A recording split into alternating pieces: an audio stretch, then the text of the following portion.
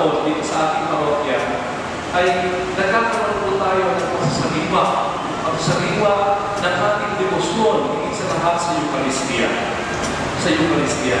Kaya po, nagsimula na po tayo ng ating tinatawag na liturgical renewal noong ating simula ng Adviento noong November 27, 2011, noong tayo ay magbigay na ng umang sa ating mga celebrasyones, sa ating mga misa.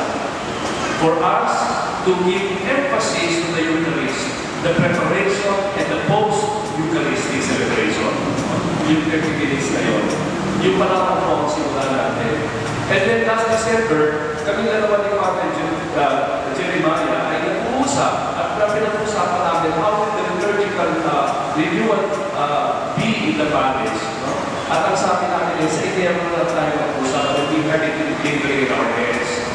At kung nag-meeting na kami ng first week ng January, yun na, noong December, sinabi na namin na the liturgical renewal will go on and we will be going back to even to the ministries, the different ministries sa ating parokya.